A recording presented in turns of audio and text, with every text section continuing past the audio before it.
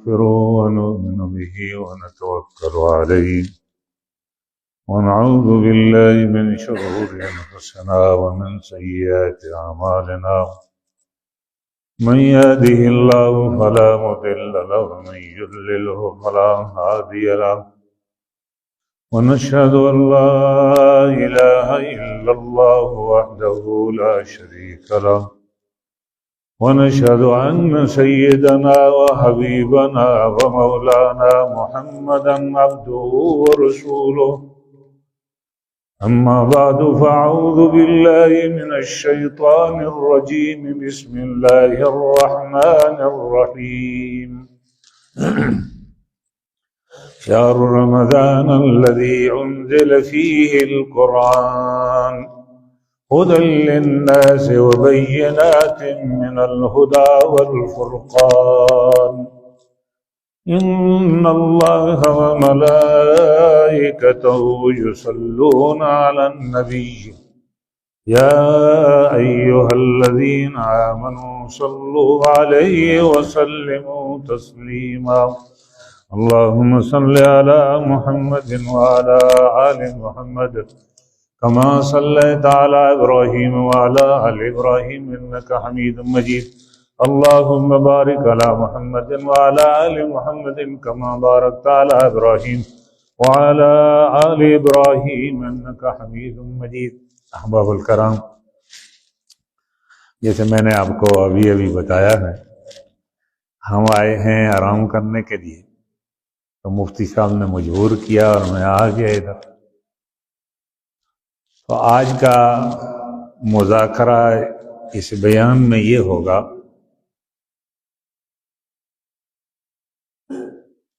کہ ہمارا قرآن سے کتنا تعلق ہے اور جو قرآن کے حقوق ہیں ہم نے کس حد تک اس پر عمل کیا ہے، اور قرآن کریم کے ساتھ اس کے حقوق اگر ہم نبھا پائیں گے تو پھر قرآن کریم کی حیثیت ہمارے ساتھ کیسی ہوگی، اور اگر نہیں نبھا پائیں گے تو پھر اس کی حیثیت ہمارے ساتھ کیا ہوگی۔ یہ کتنے منٹ ہوں گے؟ 1:10۔ تو ان 15 منٹوں میں ہم اس کو تھوڑا سا وضاحت سے بیان کریں گے کہ بہت ہی ضروری ہے ہمارا تعلق قرآن کریم سے۔ ہم یورپ میں رہتے ہیں، کرسچین اور جو جویش ہیں، یہودی نصرانی، ہمیں اس وقت فخر ہوتا ہے جب ہم یہ کہتے ہیں کہ ہمارے پاس صرف اور صرف دنیا میں مذاہبوں کے اندر ہمارے پاس وہ کتاب ہے جو اللہ کے لفظ بہینی ہی ہمارے پاس موجود ہے، نہ ان کے پاس تورات میں موجود ہے نہ انجیل میں موجود ہے۔ اس وقت وہ ہمارے سامنے بالکل بول نہیں پاتے۔ تو اللہ تعالیٰ نے ایک نعمت عظیمہ ہم سب کو دی ہے، اور رمضان شریف کا مہینہ تھا۔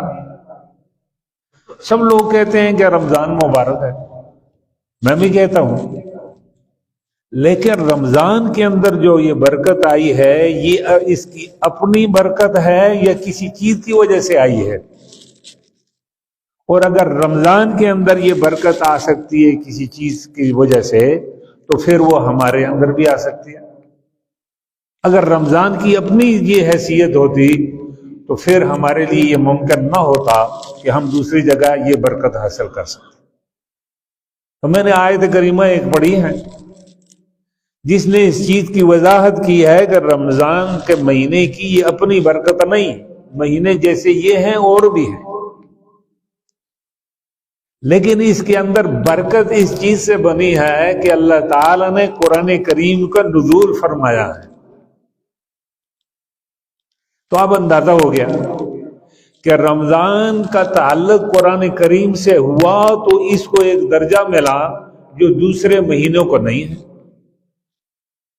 لیلۃ القدر کی رات میں خصوصی طور پر، مہینہ تو رمضان ہی کا، قرآن کریم کا نزول ہوا تو اس رات کی شان ایسی ہو گئی کہ 1000 مہینے یعنی 83 سال کی عبادت جیسا ثواب ایک رات میں مل جاتا ہے، تو یہ بھی رات کی نہیں ہے، رات کے اندر یا رات کا جو تعلق قرآن سے پڑا ہے اس کی وجہ سے ہوا ہے۔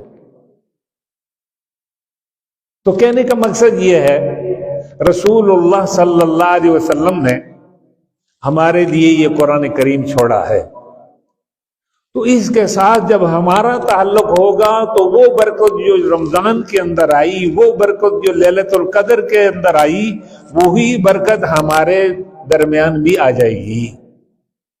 لیکن یہ اس وقت ہوگا جب ہم قرآن کریم کے حقوق جو ہیں ان کو نبھائیں گے۔ تب ایک بزرگ ہیں شیخ عطار فرید الدین رحمت اللہ علیہ، بہت بڑے بزرگ گزرے ہیں۔ قرآن کریم کے ساتھ احترام کا تعلق ہو، قرآن کریم کے ساتھ نشر و اشاعت کا تعلق ہو، یہ سارے اس کے حقوق ہیں۔ ان کے ملفوظات میں سے ہے کہ ایک بادشاہ وہ اپنے تخت پر بیٹھا ہوا تھا اور ناگہاں سے ایک قاری کی آواز آئی قرات کی، اور احترام کی وجہ سے وہ زمین پر بیٹھ گیا، اور جتنا قرات آتی رہی وہ زمین پر بیٹھا رہا۔ اس کے بعد اس کی موت ہو گئی۔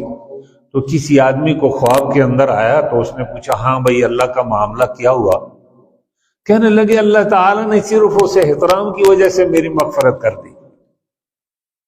اس لیے میں یہ کہتا ہوں کہ ہمارا یہ ایک ضروری کام ہے کہ قرآن کریم کے ساتھ کسی نہ کسی درجے میں ہمارا تعلق ہونا چاہیے، کیونکہ ہم اس کے امیدوار ہیں کہ آخرت میں اللہ تعالیٰ اپنی مغفرت ہمیں دیں گے۔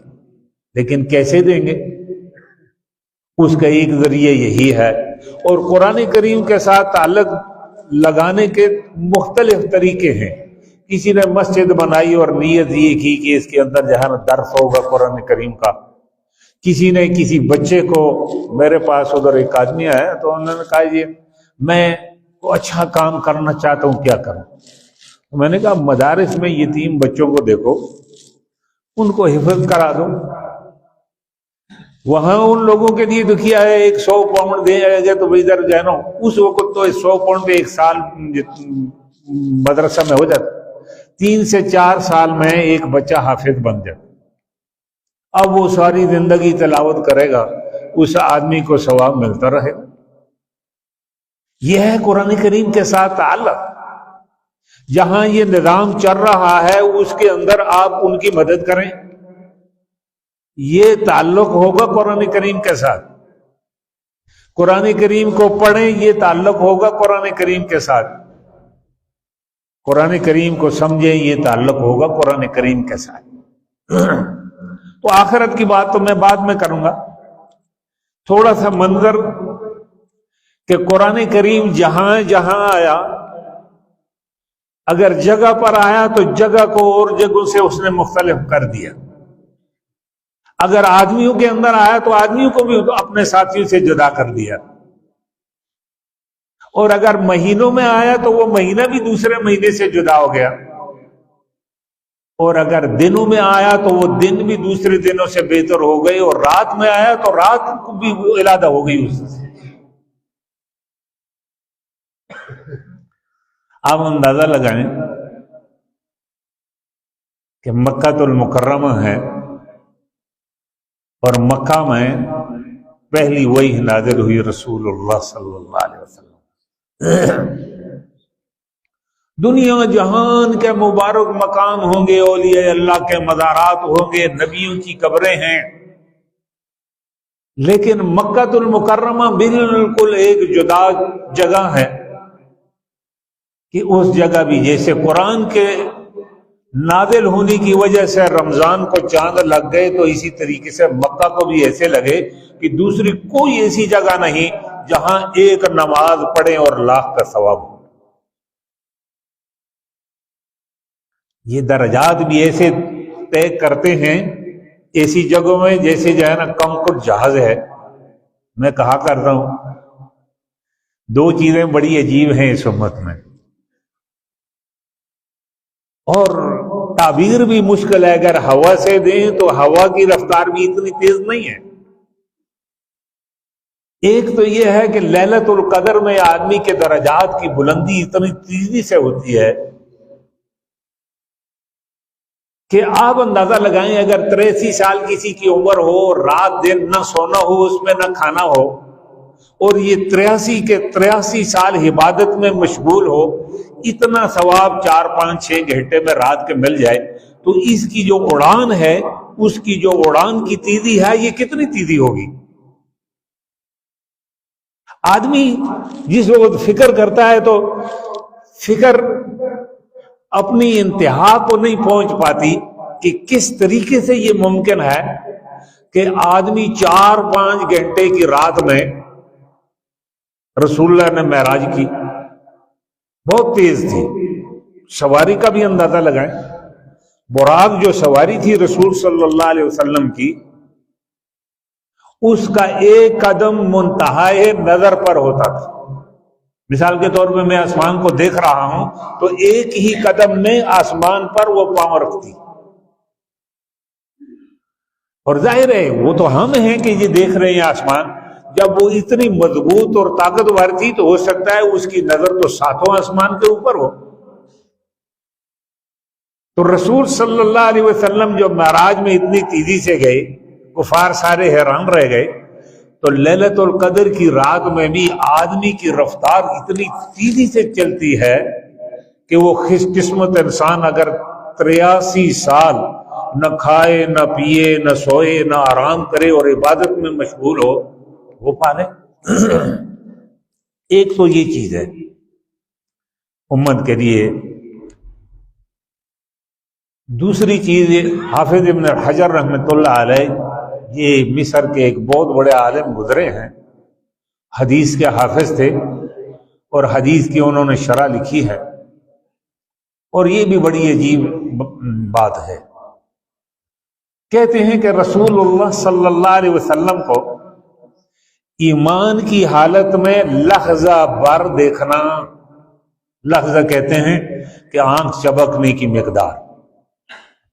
جو آدمی ایمان کی حالت میں رسول اللہ صلی اللہ علیہ وسلم کو لحظہ بھر ایمان کے ساتھ دیکھ لے، پہلی نظر میں اولیاء اللہ کے جتنے مقامات ہیں اس کے دوسرے سرے میں وہ کھڑا ہو جاتا ہے.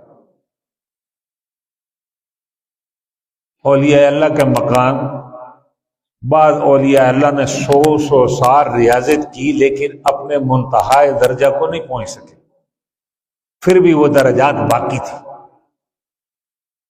تو اس لائن پہ ایک لکیر چھکی ہوئی ہے.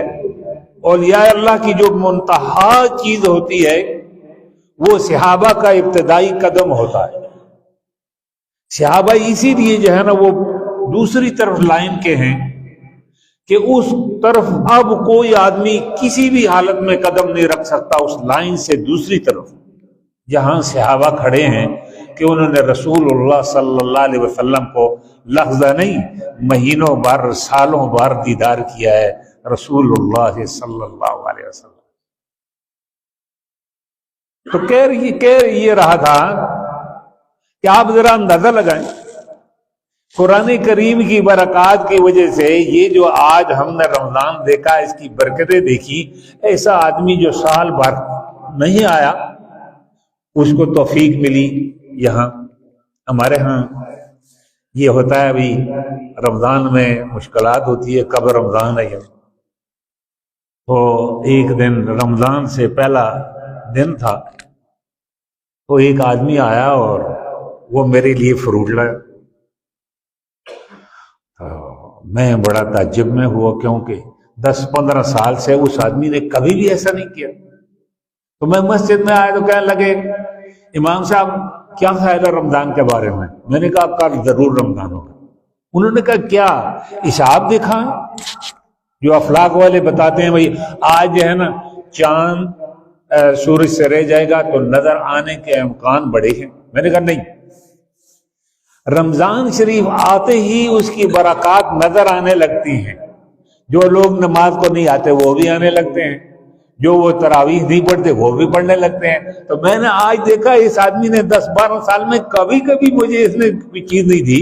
تو یہ اس آدمی نے جو مجھے فروٹ لا کے دیا یہ نشانی ہے کہ رمضان کی آمد ہے اور اس کی برکات ہیں جس کی وجہ سے یہ ہو رہا ہے. خیر، اب ہم نے دیکھا کہ مکہ شریف کا مقام قرآن کریم نے کیسے بنا دیا. اب آ جائیں مدینہ شریف کو. اب اس کے بعد آئیں صحابہ اکرام رضوان اللہ علیہم اجمعین کو کہ ان کی محفل میں قرآن کریم کا نزول ہوا. دنیا میں جہان کے اس وقت سارے اولیاء اللہ اکٹھے ہو جائیں تو کسی ایک صحابی کے ادنی سی پوزیشن بھی حاصل نہیں کر سکتے. وجہ وہ تو قرآن کریم کی محفل میں نہا چکے ہیں کہ وہ نیچے بیٹھے ہوئے تھے اور اوپر سے اللہ تعالیٰ کی طرف سے رسول اللہ پر وحی نازل ہوئی اور قرآن کریم کا نزول ہوا. میں یہ کہہ رہا تھا کہ ہم سب کو چاہیے جتنا ہو سکے اتحاد کریں، اتفاق کریں، قرآن کریم اپنے بچوں کو پڑھائیں اور پڑھنے والوں لوگوں کی مدد کرائیں اور جہاں مدارس بنائیں قرآن کریم کے ساتھ تعلق بنائیں. تو جب ہم قرآن کریم کے ساتھ تعلق بنائیں گے، لوگ تو کہتے ہیں نا کہ ہم جو ہے نا ایٹم بم ہو جائے گا تو یہ کر دیں گے وہ کر دیں گے. رشیا کے پاس تھا، کیا کر سکا؟ وہ خود ٹوٹ گیا. وہ رسول اللہ صلی اللہ علیہ وسلم نے ہمیں یہ بتایا ہے، ان چیزوں کا حل کیا ہے. ایک ابن ابزی غلام تھا اور حضرت عمر نے ایک گورنر مقرر کیا. تو گورنر کو دیکھا کہ وہ مدینے میں ہے. اس نے پوچھا یہ آپ کی تو ڈپٹی ہے، وہاں گورنر ہیں اور آپ یہاں کیسے آ گئے؟ آپ نے اپنی جگہ کس کو مقرر کیا ہے؟ کہنے لگے ابن ابزی جو غلام ہے. غلام لوگ تعلیم نہیں حاصل کر سکتے تھے، وہ تو جانوروں کی طرح ہوتے تھے. کہنے لگے یا امیر المومنین، ہاں میں نے اس غلام کو گورنر اپنی جگہ بنایا ہے. کہنے لگے بھائی کیوں؟ کہنے لگے وہ قرآن کریم کا ماہر ہے. اس وقت حضرت عمر رضی اللہ تعالیٰ کہنے لگے صدق رسول اللہ صلی اللہ علیہ وسلم وقال، رسول اللہ نے سچ کہا ہے اور انہوں نے کہا ہے ان اللہ یرفع بہذا الکتاب اقواما، اس کتاب کے ساتھ اللہ قوموں کو اوپر لے جاتے ہیں. دیکھیے یہ غلام ہے، یا یوں سمجھو کہ مفتی صاحب یہ آپ کی عمر کے مقابلے میں یہ سب بڑوں کے چھوٹے ہیں، اب ادھر آگے کھڑے ہو جاتے ہیں. یہ کس کی برکت ہے؟ مجھے جو ہے نا کون سی امتیازی شان حاصل ہے آپ سے؟ کچھ بھی نہیں.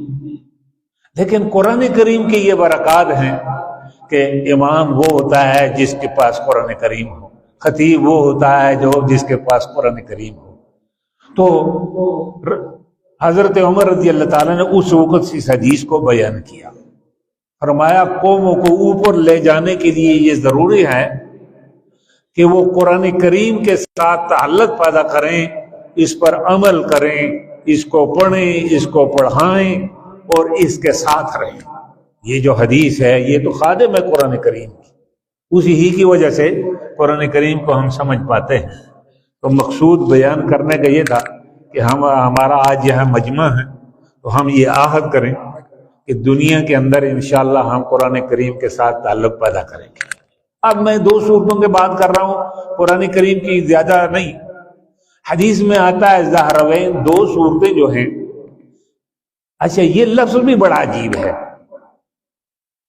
تجادلو، یہ جھگڑا کریں گی اللہ کے ساتھ قیامت کے دن. سارے نبی تو جو ہے نا اس طریقے سے ہوں گے کہ جس کو یہ کہا جائے گا اچھا ذرا جاؤ نا اللہ سے سفارش کرو، کہ نہ مجھ سے یہ نہیں ہو سکتا. حضرت آدم کہیں گے نہ مجھ سے خطا سکتا تو میں اللہ کے سامنے منہ نہیں دے سکتا. جاؤ ابراہیم علیہ السلام کے پاس. ابراہیم علیہ السلام کہیں گے نہیں میں نے ایک بات کہی تھی، میں اللہ کو منہ نہیں دکھا سکتا. کرتے کرتے کرتے جہاں تک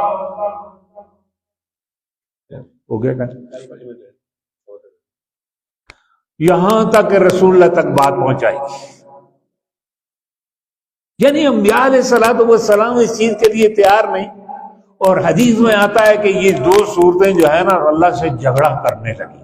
جھگڑے کا لفظ تو جادل مانا جادلہ عربی میں جھگڑا کہتے ہیں. کتنی طاقتور ہیں یہ. جھگڑا کس بارے میں کریں گے؟ میرے اللہ، رات کو تھکا ہوا ذمہ دار تھا، آیا تھا ادھر جانا، رمضان کا مہینہ تھا، حافظ پڑھ رہا تھا اور یہ سن رہا تھا، میرا احترام یہ کر رہا تھا، مجھ پر یہ عمل کر رہا تھا. اس وقت تک نہیں ہلوں گے جب تک اس آدمی کی آپ بخشش نہ کریں گے. تو اب ہم سب کو تو بخشش چاہیے اور قیامت کے دن چاہیے. یہ جو ہمارے رشتہ دار ہیں نا، اس وقت کچھ مصیبت آتی ہے، دوست مدد کر دیتے ہیں، رشتہ دار کر دیتے ہیں، یہ کچھ بھی نہیں کریں گے. قرآن کریم نے بتایا یوم یفر المرء من اخیہ وامی وابی وصاحبتی وبنی لکل امرئ منہم یومئذ شأن یغنی. بھائی بھاگنے لگے گا. کس سے؟ بھائی سے، ماں سے، ابا سے، رشتہ داروں سے، فیملی سے. یہ تو بھاگنے، یہ وقت دینے کا نہیں ہے میرے بھائی. جب بھی ملاقات کوئی کرے گا نا، لیکن یہ صورت اس وقت کھڑی ہو جائے گی. تو بیان لمبا نہ ہو جائے، ختم کرتا ہوں میں اسی پر. لیکن اس محفل میں کم از کم اتنا ہمیں عہد کرنا چاہیے اللہ سے کہ آج کے بعد ہم قرآن کریم سے کسی نہ کسی واسطے سے ضرور تعلق رکھیں گے. خواہ وہ لوگ جو قرآن کریم کو پڑھتے ہیں ان کے ساتھ دوستی ہو، خواہ جہاں قرآن کریم کا درس ہو وہاں ہمیں کچھ کام کرنا پڑے، پیسہ دینا پڑے اس طریقے سے، خواہ وہ خود پڑھنا پڑے، خواہ وہ مساجد کی صورت میں کرنا پڑے. ان کسی نہ کسی صورتوں میں ہمیں ضرور قرآن کریم سے تعلق کرنا چاہیے، تاکہ جب قیامت کا دن ہو، اکیلا پن ہو، خدا کے سامنے آدمی ہو اور کچھ بھی نہ آئے تو قرآن کریم آ کے کہہ دے اے بندے، تو نے میرے ساتھ فرینڈ شپ پر دوستی لگائی تھی، آج آپ کی اس دوستی کا میں حق ادا کروں گا. اور آخرکار اللہ تعالیٰ یہ کہہ دے میرے بندے اب تیرا جو سفارشی ہے میں نے اس کی سفارش قبول کی ہے. اللہ مجھے بھی توفیق دے، آپ کو بھی توفیق دے. وآخر دعوانا الحمدللہ رب